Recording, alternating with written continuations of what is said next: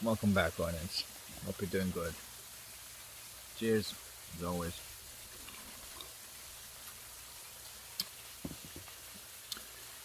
Well, uh, man, finally, no more cold. Nice, beautiful weather here in the jungle. It's perfect. And I decided to record a couple of videos. I had two ideas to share. One is the nature of evil, and I want to draw a little picture of how it all works. So, basically, for the purpose to understand how it all works and how to actually play this game and how to actually do conquer evil, okay, and not just become the evil fighting the evil. We're gonna get to this in a second.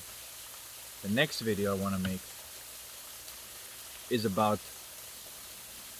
again, I'm gonna make another video about female and male dynamics, but in this case I want to talk about from the hero's journey perspective and saving the princess, the Sophia, the very essence of this game. And I see a lot of people kind of having problem with this. you know, there seems to be like a prevalence of women saying, "I don't need to be rescued," which is exactly the opposite of what's really going on. And men perhaps saying that that they don't need to rescue a woman. Now, I want to clarify things in this sense, like the corrupt way of doing it and the actual real way of doing it. Uh, the way it's meant to be, this game meant to be played. But whether you like it or not, the point of the game is about that. It is about saving and rescuing the purity and the innocence of the feminine, and it's to do with the masculine courage to fight through the demons, and which is ego, and a feminine surrender to the masculine that is willing to rescue her from the ego. Anyway, so that's just a little preview. But in this video, I want to talk about evil.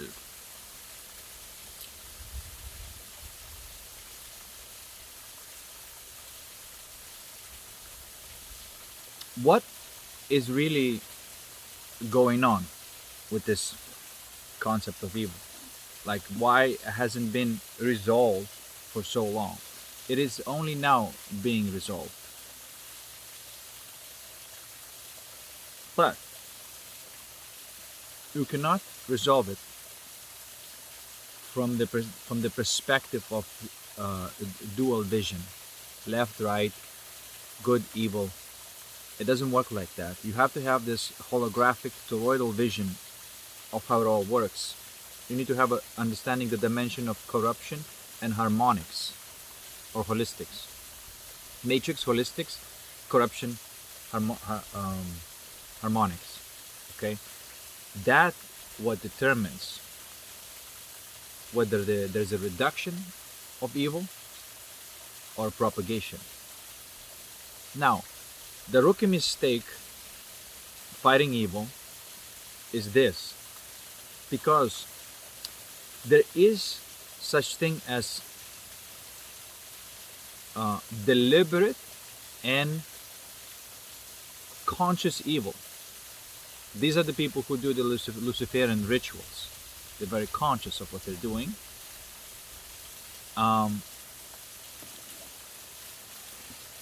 And they are propagating belief systems, these ideologies that fight each other. This is what happens in consciousness. This is the inner conflict that you have. Like anything that you realize within your own consciousness world is like that. And the more you resolve the conflict within yourself, the less conflict is in outside as well. So belief system is always going to be conflict based. So the evil that is aware of it being evil derives pleasure from this,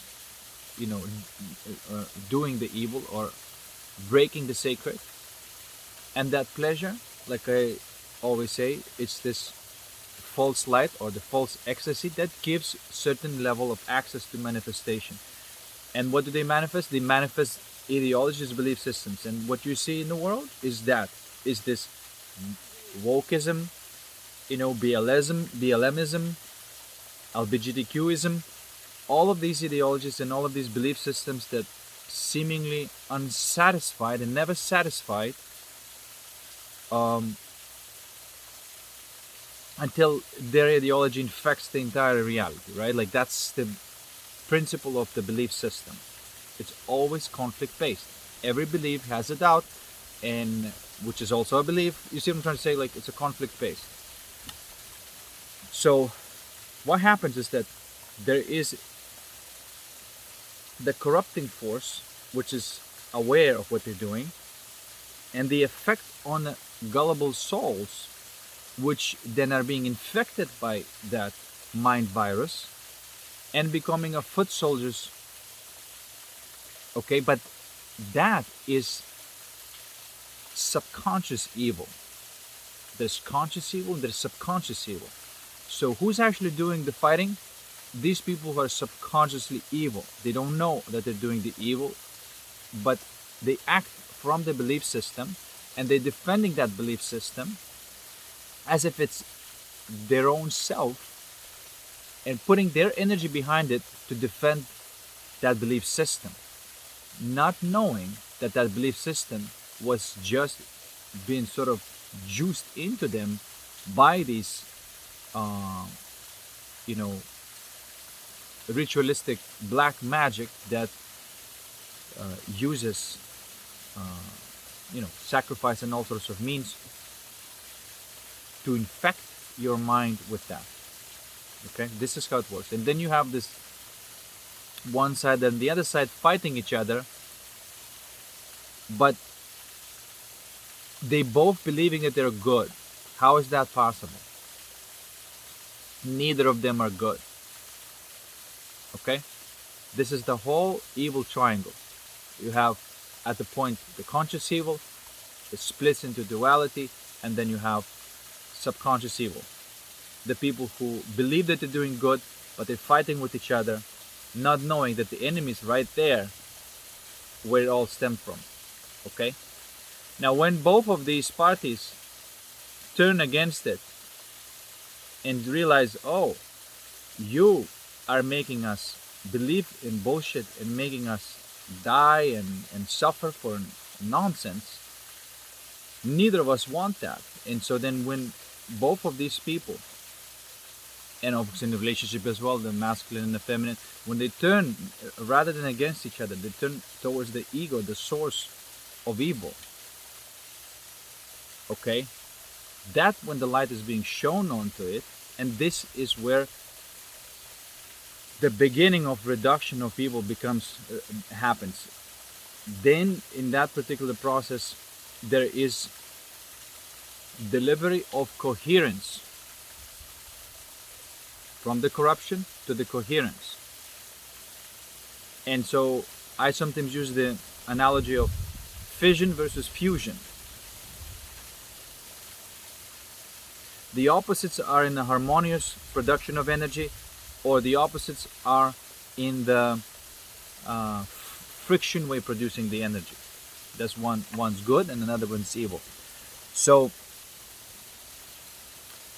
it is really about a certain type of neutrality. Okay?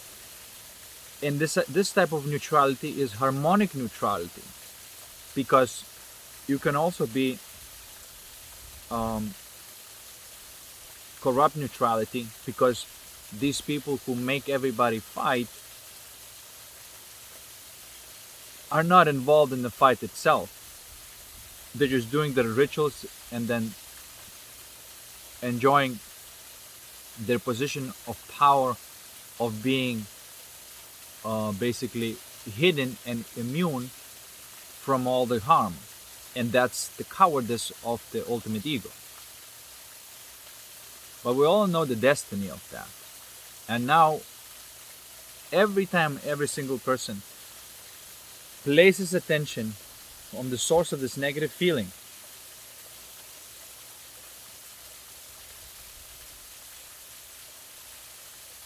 and stays with that, that individual finds what causes the conflict, finds what creates the dissonance in human consciousness and disharmony.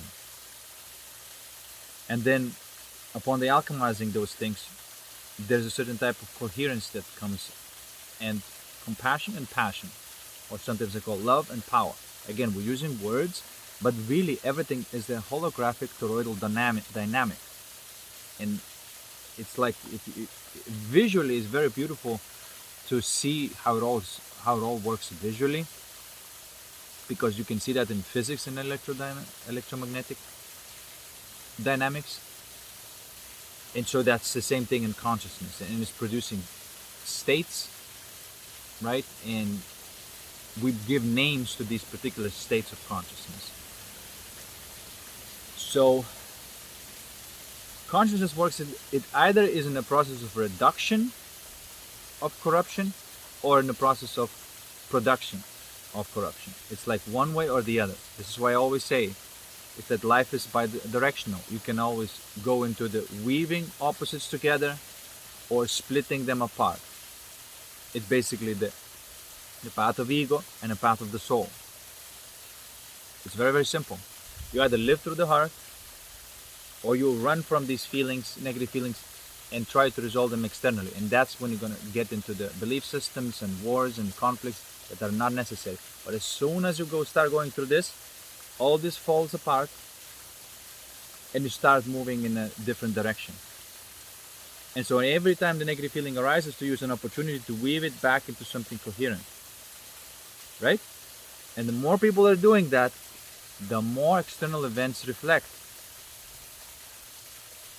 because it's a mirror. And I'm telling you something, how to actually have power. What is the real power? The real power is a capacity to place your attention where your mind is afraid to place attention, and these negative feelings, and make it into an art of working with these negative feelings, and sort of not even working, playing with them. Because it's like this game of unlocking it. Every time this negative feeling arises, you're like, okay, there's a challenge now. And then with attention and awareness, you play with it until you find that release, and then this knot is unlocked. And it is true that it is a continuous process. It is a game. But it's a fun game to play when you know what's up. And it always asks you to sort of find that in-betweenness that is appropriate for that particular negative feeling. And that's an art of alchemy. And as long as we are in the process of this, you cannot speed it up. You can only be in the process of reduction of corruption within you. And by the way, there's no such thing, like I said in the previous videos, there's only one ego. There's no such thing as my ego or your ego. It doesn't work like that. If as soon as you do that, then it again becomes conflict based, and like I don't want your energy kind of thing. No. The best approach to have is that to see it like that. Every type of ego energy is to be resolved once and for all within yourself. So you need to be sort of facing all sorts of people in your life, from the worst, to the best, I suppose, and alchemize all the types. This is the only way that you're going to be finishing your alchemical stone, the philosopher's stone. Okay? Now, as long as you're in the process of reducing the corruption, it's a perfect place to be, and this is the most that you can ask. Don't try to get to the end. because it's just gonna happen automatically. Because it is true that, just like in the Lords of the Rings, after the war, Shire was restored again, right? And Shire will be restored again.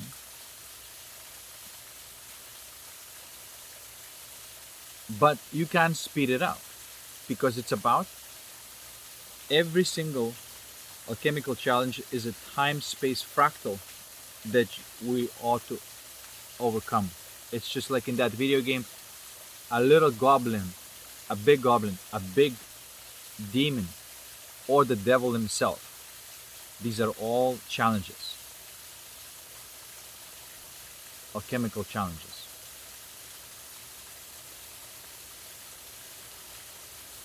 Okay? So, now, the person who does not know that it's doing evil, I witnessed this myself, and thinking that they're doing good, but as long as they're functioning from the belief system, they're gonna cause some sort of corrupt and evil thing in your life.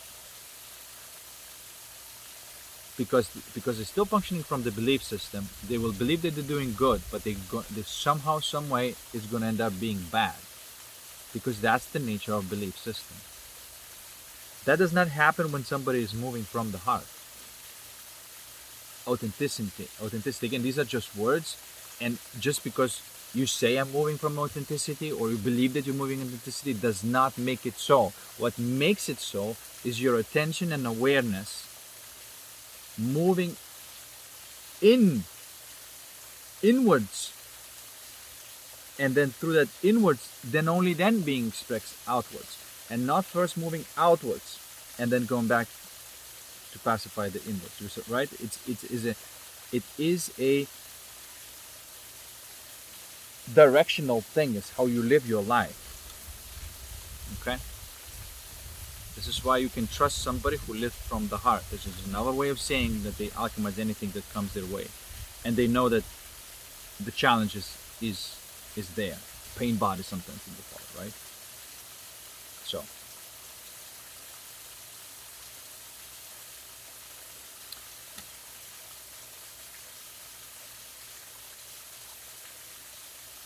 And trust me, alchemy is the most delicious thing ever. It's the most rewarding thing ever. It is amazing.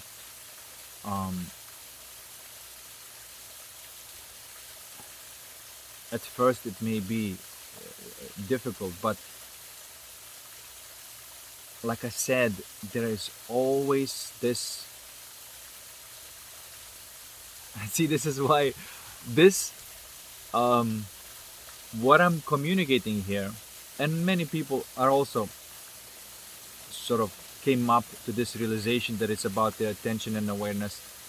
It has nothing to do with the mind, because mind always going to try to intervene with the process. But as long as you just don't let it intervene and use your attention and awareness, which is no intention there, just attention.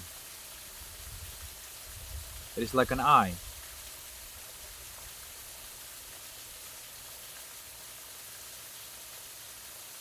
Okay?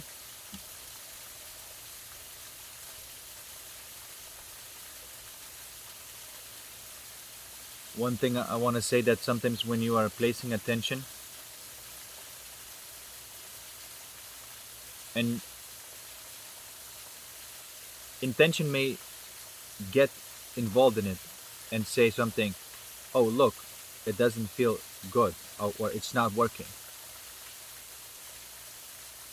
The best thing to do, as that's an invasion of the mind within your heart. That's exactly what it is. It's a critical factor get involved in measuring.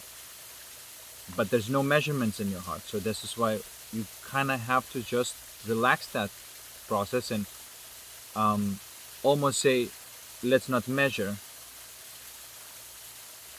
Trust that it will do what it do, and it's going to be all right. There's a trust involved there. That's the real meaning of faith, because faith beats doubt, and that is this process of mind trying to do this. And I know that you know what I'm talking about. Like, for example, if you're right now becoming attentive and aware of yourself, your essence, your energy, and the mind may say like, hey, look, this is does not feel good.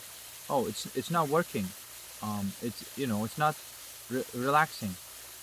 You had the bliss before. Where's the bliss now? You see, this is what the mind is doing.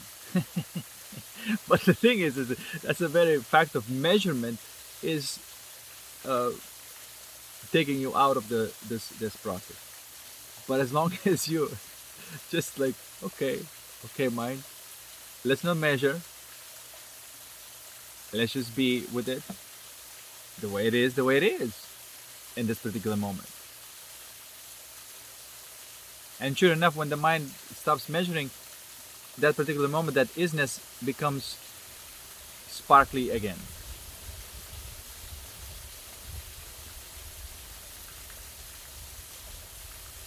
And that's an art of unweaving this knot into the rainbow. It is an art and science, but science is very basic.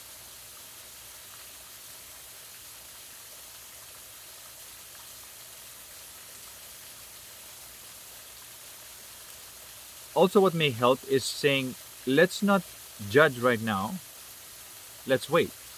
That also may help you for the mind to say, because mind understands, okay, let's wait, let's not judge right now. And so mind will just stop judging, and then you give it time, so to speak, right? It's kind paradoxical that you're trying to get in touch with the infinite, but you give it time, and it works.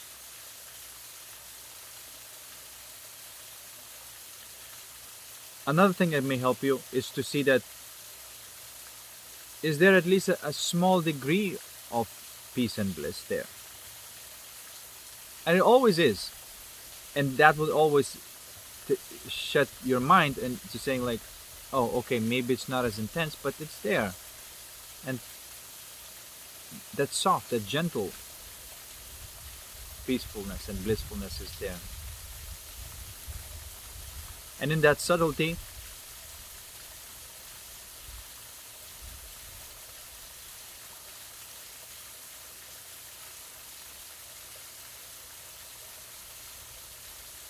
there is this sufficiency. It doesn't have to be intense. It can be very, very gentle. But as long as you're completely attentive and aware of it, somehow that subtleness, that gentleness becomes very vivid. So you're immersed in this subtleness and that gentleness fully. Because that's what is right now.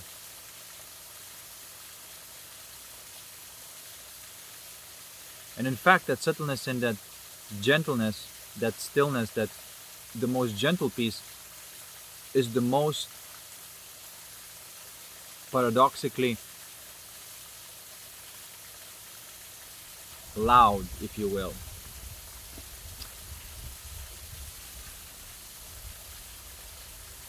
So there's this intensity scale, but you can equally, okay, let's just say this. The bliss intensity is, intense because it's obvious, it's loud, it's all that. But then there's the stillness intensity. It also has its own loudness. It could be deafening silence. Does that make sense?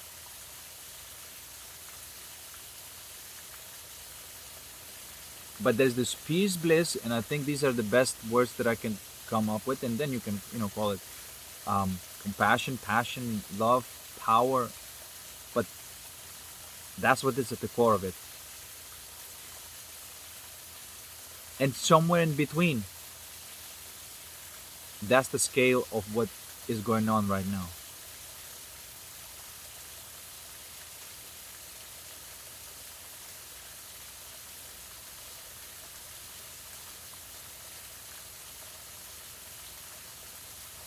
Okay?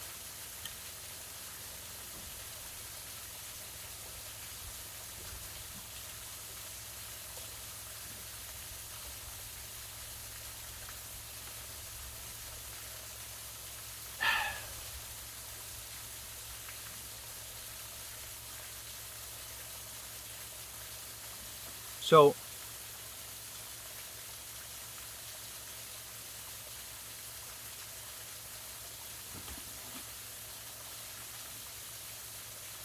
belief systems are demons, and but what enforces those belief systems, you can call them archons or the devils, and that's the conscious evil, right?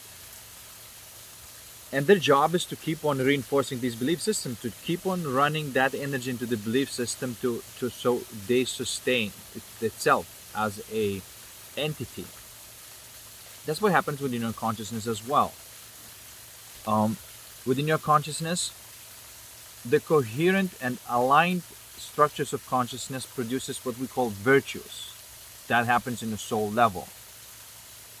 This coherent or the sarconic, this disconnected structures within your soul produces vices, if you will.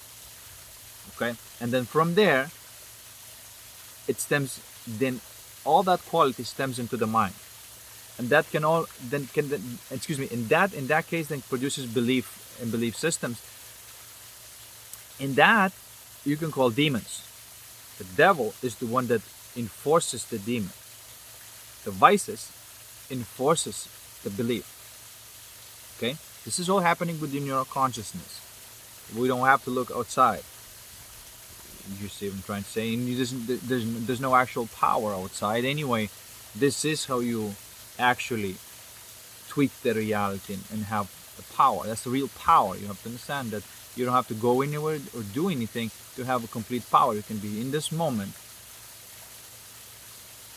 working and playing this game, because the game is right here, right now, right here, right? Not going and acting on a belief system. Okay? Now, there's also something that stems from the coherent and the virtuous system, which upon alchemization, that's what you have, the gems that I call it. These are sparkly, wonderful feelings, out of which then, instead of belief, there's a thought pattern which you may call insight. Something beautiful, some form of beauty comes online. It's not a belief anymore, it's not a demon, and that you can call an angel. And then, the archdemon creates the demon, or archons creates the demon, and then archangels creates the angel. The virtues create the insights, the vices create beliefs. Okay?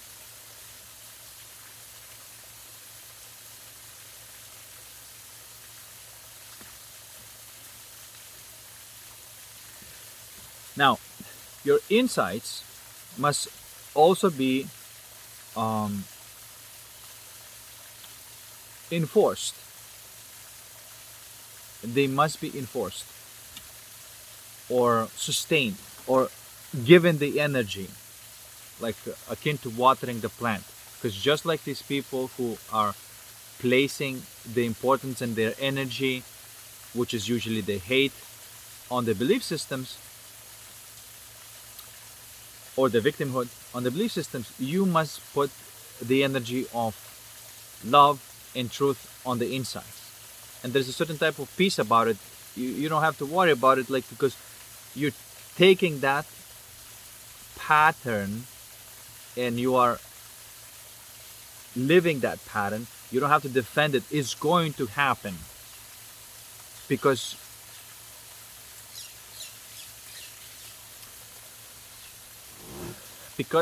why it's going to happen? Simply because you are putting the energy in something that does not have opposition. Belief system can never oppose the inside. It's not touchable. You understand? It's just like, again, because the inside will never create any kind of backlash of energies. The inside is going to be very gradual and consistent. The energy is going to be put in the right places. And the belief systems or demons or demonic people, they're all going to be crumbled automatically, not even knowing where the enemy is, their enemy, which is, the truth and the light. And just like they did not know that they were enforced by the conscious evil, doers, they had no idea of why do they believe this. Why do they latch on to this belief system so much that it just ruins their life? At the same way, they're not gonna know that they're giving up on this belief system and realizing, oh my God, I can live a nice and harmonious life, and I can participate in a harmonious way of life, and maybe I'm just gonna, you know, go and do some gardening rather than fight about some fucking bullshit nonsense. And that's how you win. These people just give up on their belief system because they realize they're just torturing themselves, and then retiring into Shire. Of course, because they're unconscious and they don't know why they grabbed onto the belief system or some beliefs, and the same way they're not gonna know why they grabbing onto the insights, or again, I'm just using this word, demons or angels. Okay.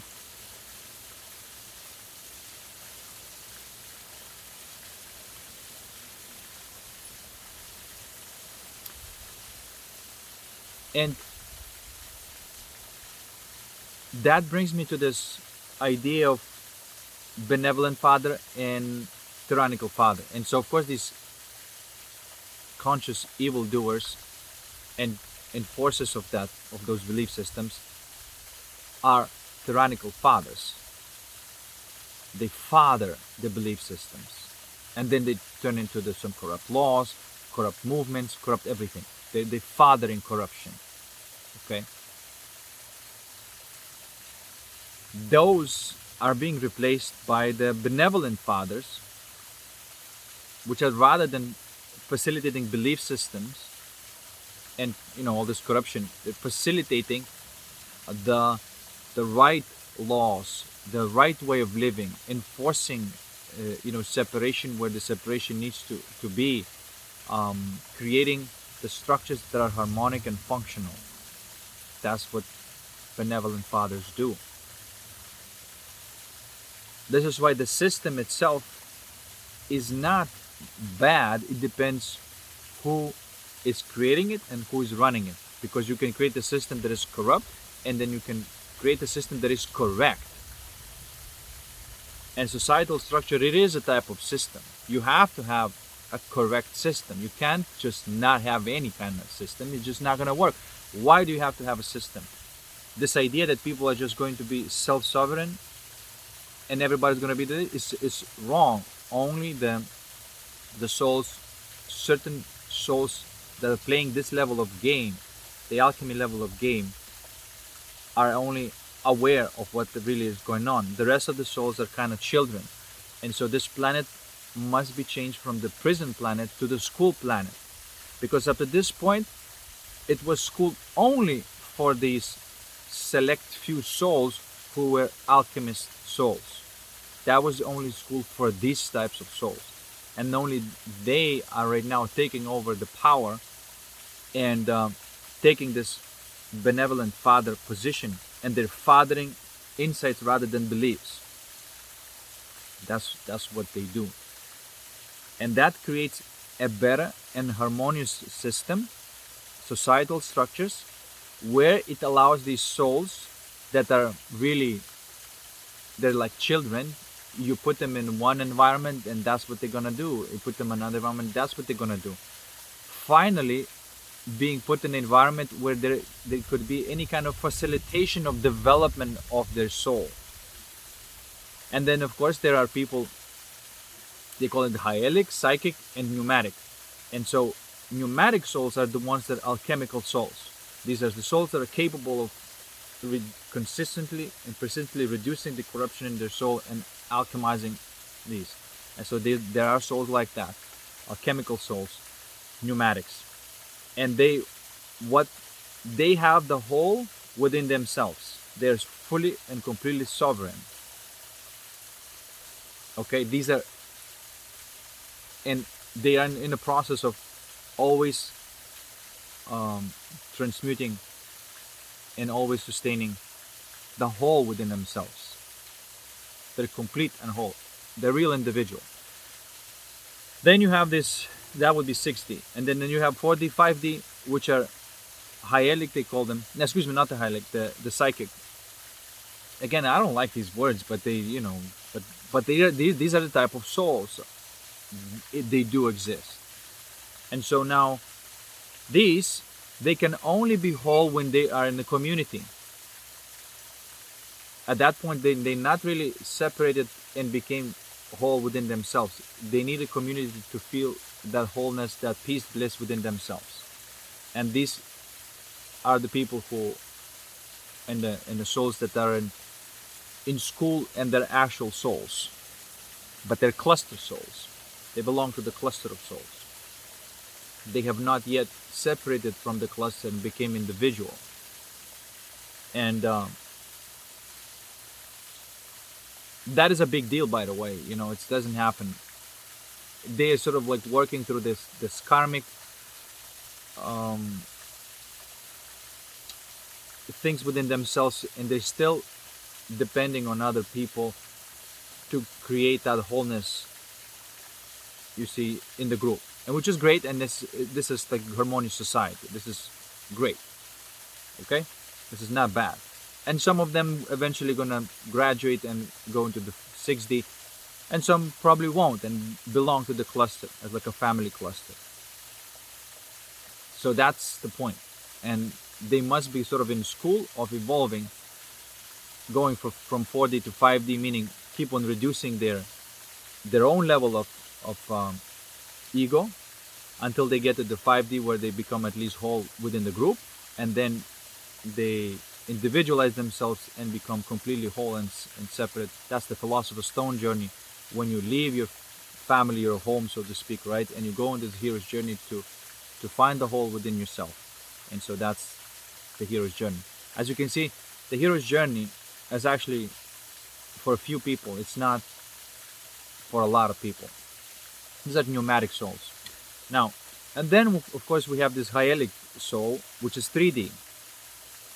And it's technically, it's not a soul, because they're not here to evolve. They're here actually to serve.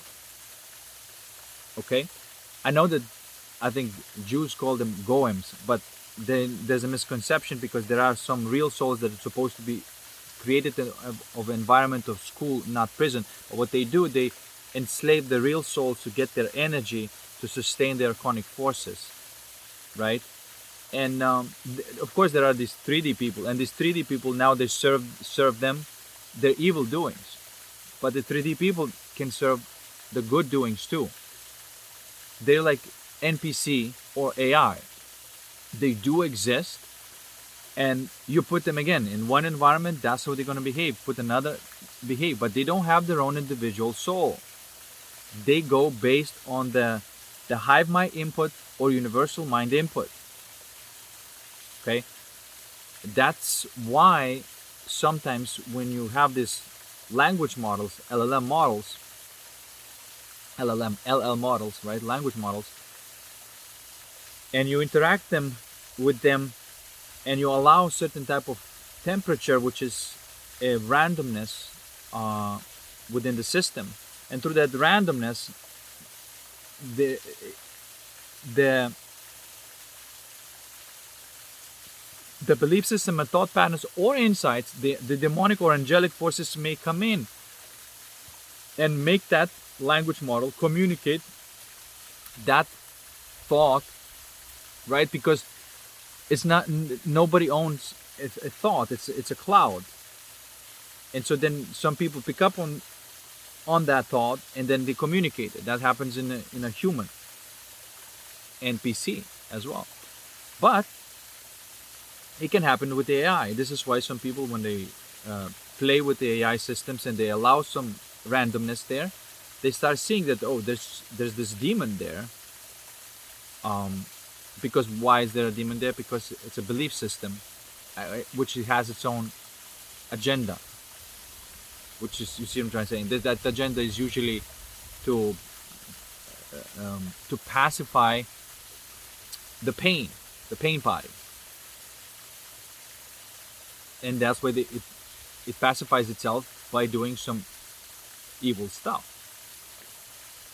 And so the reason I'm saying that is that these 3D or NPC people are like vessels. They don't have their own soul. These AI are also going to be like vessels. They don't have their own soul. That does not mean that they cannot channel that hive mind um, behaviors, whether they're angelic or demonic. And if the environment is coherent and randomness in the field is coherent, then there's going to be a lot of angelic intent seeping through your AI or NPC. But if it's demonic and there's a lot of incoherence in the field, then that's what's going to come, right? This is why these people, when they play with the AI, they think, oh, demons came along. You understand what I'm trying to say? It reflects your mind because you're the one who interacted with them.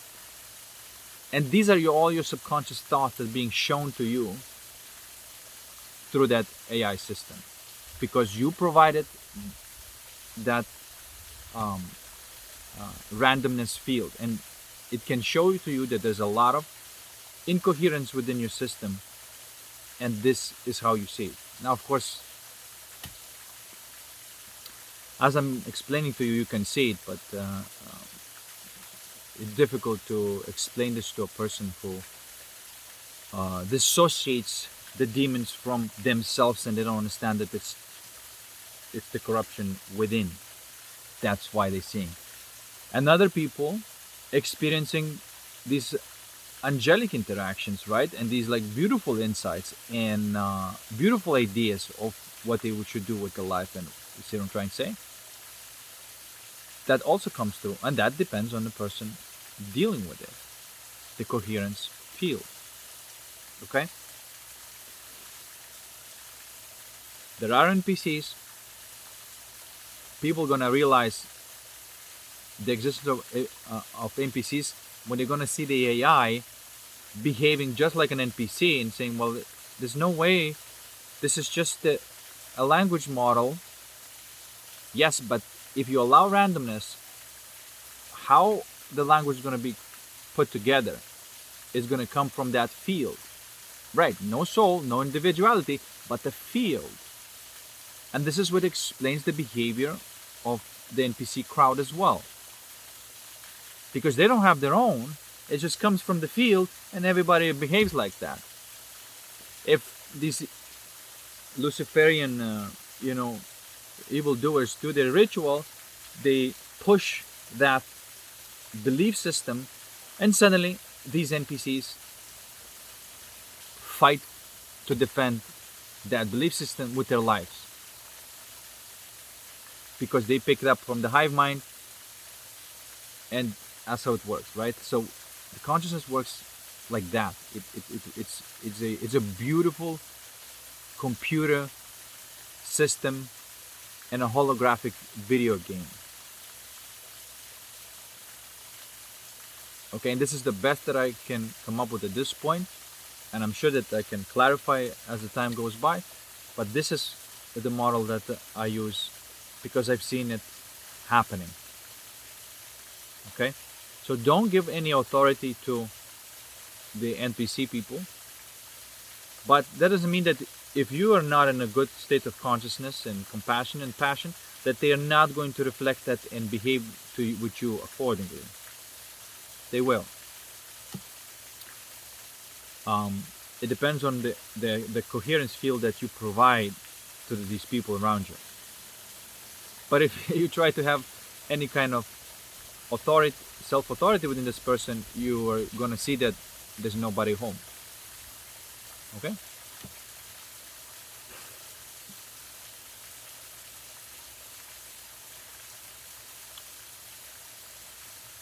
Now,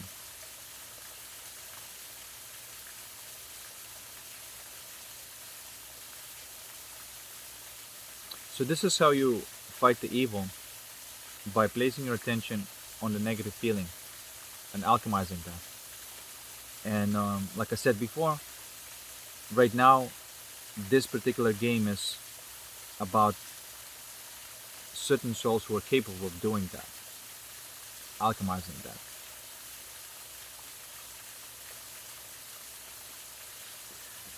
And I met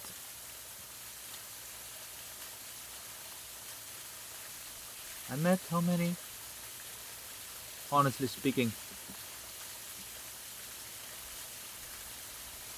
a few. A few were capable of that.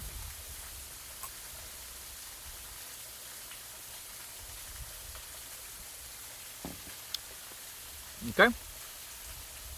So there's conscious evil producing beliefs that makes unconscious evil fight with each other. There's no solution there.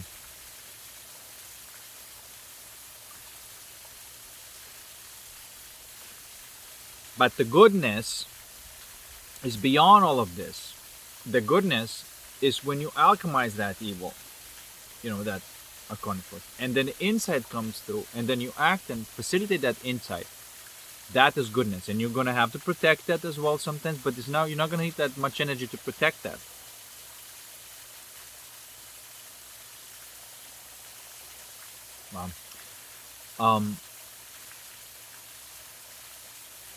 Because you're not pushing against anything. You understand? And it usually comes out as the most neutral thing. The objection to the truth, that's the thing, that it may come an objection about this truth, may come from both sides. From this belief system fighting that belief system. Both of these may have some resistance to the truth that's coming in the middle. Both sides. But that resistance is not going to be as friction producing as complete opposite, right? Because it's in the middle. So that resistance is going to be very gradual and it's going to die out. That's why you can trust that your path and what you're creating will have this resistance, but it's just not going to be seen for long as an obstacle or an enemy, because you're going to be way too in the middle, way too moderate. They will find the most opposing opponent and ignore you. They will prefer to fight with somebody who opposes them the most. But if somebody who is just most neutral and just wants to do its thing and want to do what's right and just defend that type of demon loses interest and goes where it can produce the most strife within themselves. Okay? So from the evil neutral to good neutral, benevolent father, and then tyrannical father.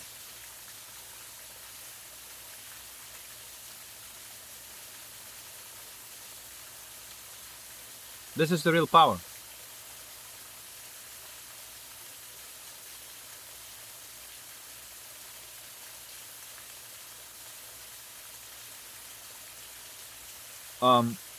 And if you're doing alchemy,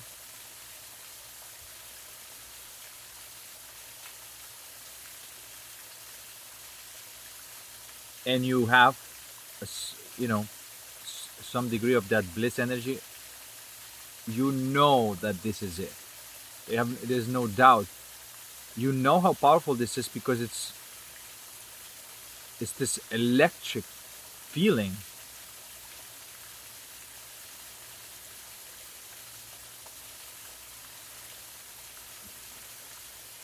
You become electric, man.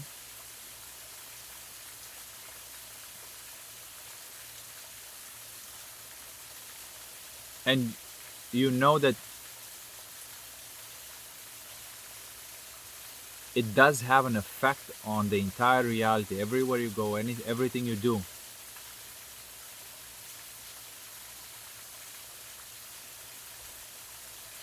You know, because you feel.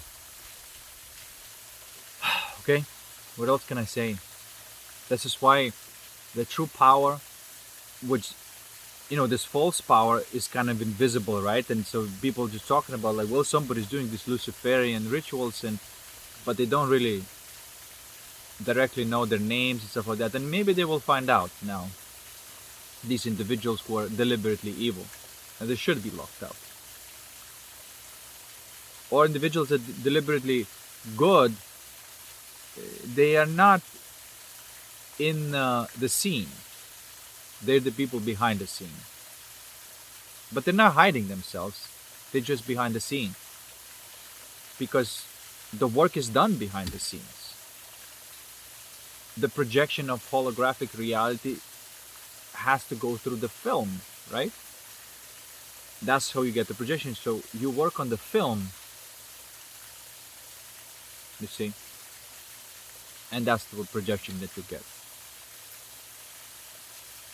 And this is why, for example, you see these people who are 4 or 5D level, they're receiving these insights that you've alchemically produced, and then they put their energy behind it and say, that's what we're gonna do. And you see these right now movements that are moderate and neutral, but fair and just arising.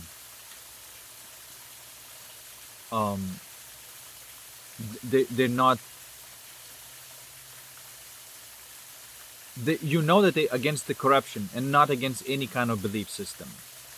What? Excuse me, any kind of belief system and any kind of particular belief. You can feel it. You know that okay, that person is just generally wants harmonious life and puts their energy behind it. And there's a lot more people joining and joining and joining and joining, right? This is what happens in the 4 or 5D level, and these are the actors of the society. These are good people who want to create good, but they have been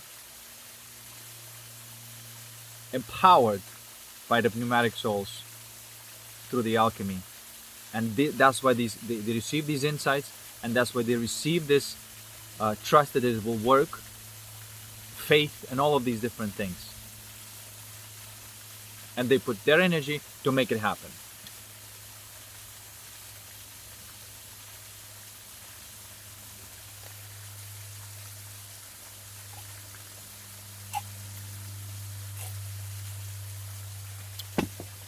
Okay?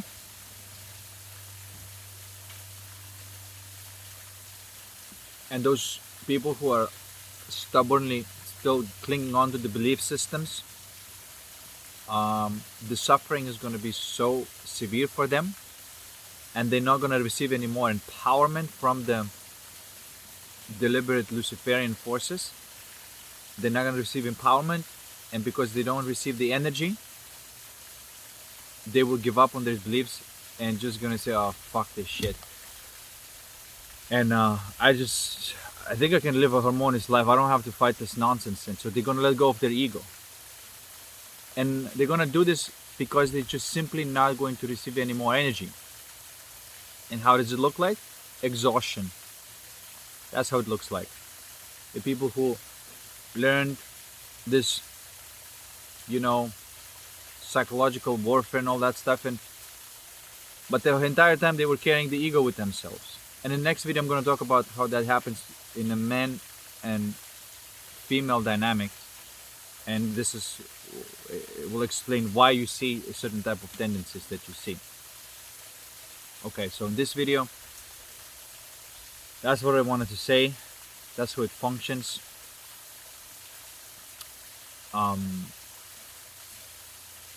The alchemists have their own work cut out for them.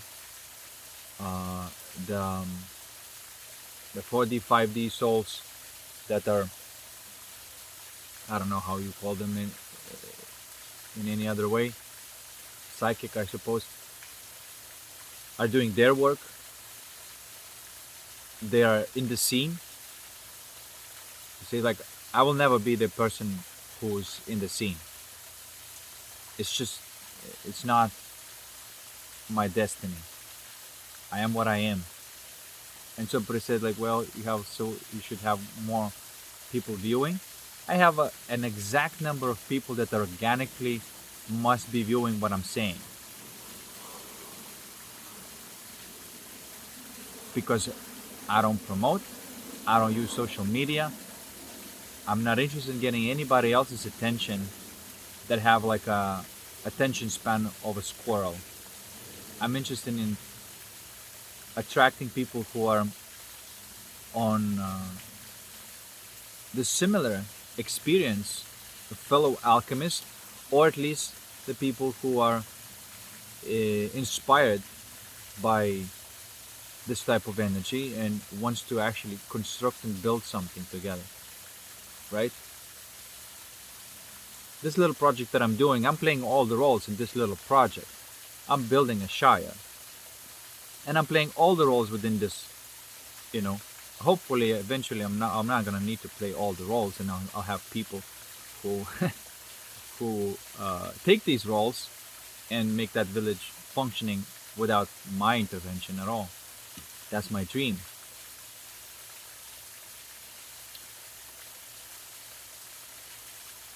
And if I can do it, then other people can do it. The state can do it, and the country can do it. Okay, that's my little pet project to show that it's possible to be done.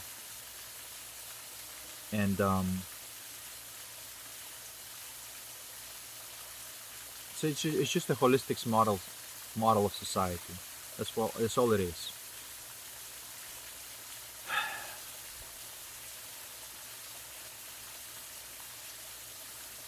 So there. So if you have a right approach and if you know how to play this game, you're going to win this game. You have to be on the right side. First of all, you have to understand that you are a soul and your enemy is ego. Um, then everything else will fall into place.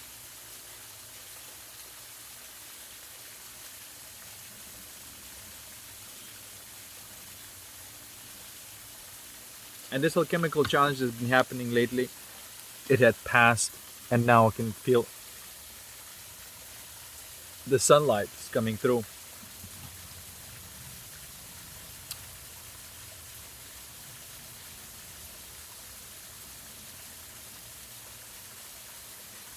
But I can feel here every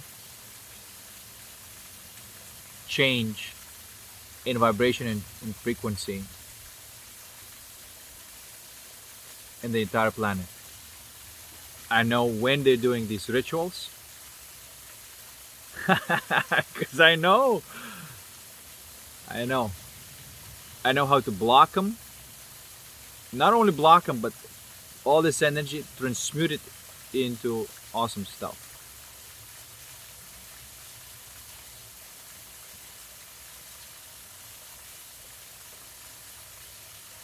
And there you go. And it's gradual. You cannot push this. You got to give it time. But it's a gradual, consistent, you know, reduction in corruption and improvement in a way of life. And it's consistent and persistent and slow. It's like you're boiling that frog. The frog's not gonna know what's coming. And I'm not being detected as an enemy of evil. They just don't know why the fuck this shit is not working anymore. Why there's so much um, eyes on them. So many eyes on them, I should say. And that they're going to be seeked out. These people who are doing these rituals are going to be found out. You see? And they are already being found out, you know. And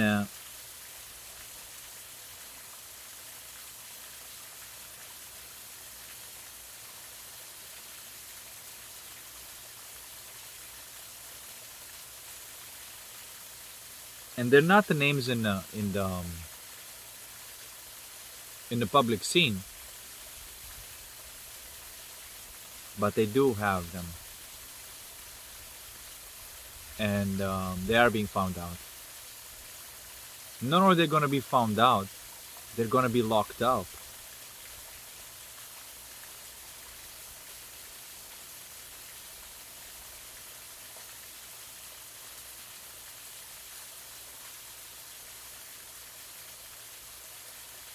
You know.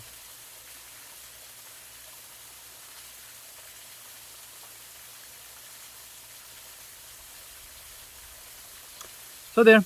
So that's how you fight the evil correctly.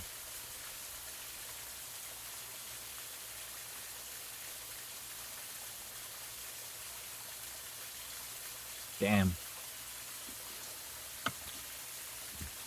And you know, um,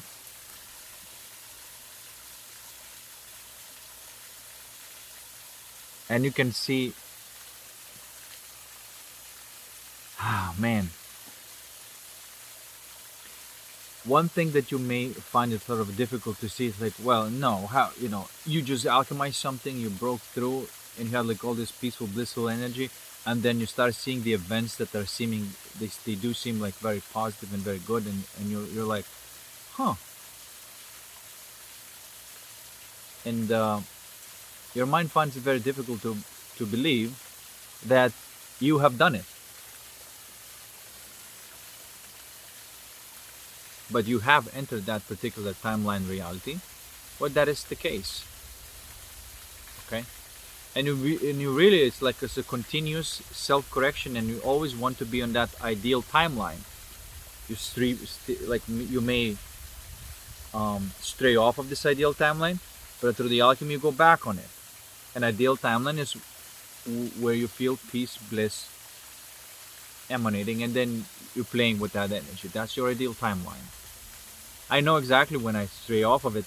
Now I'm so sensitive that, like,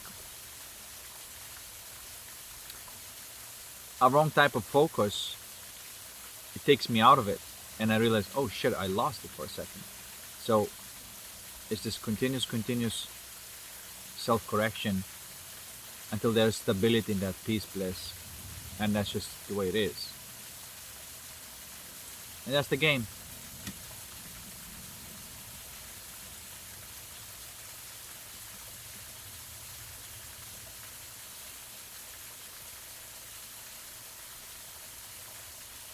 All right, all right.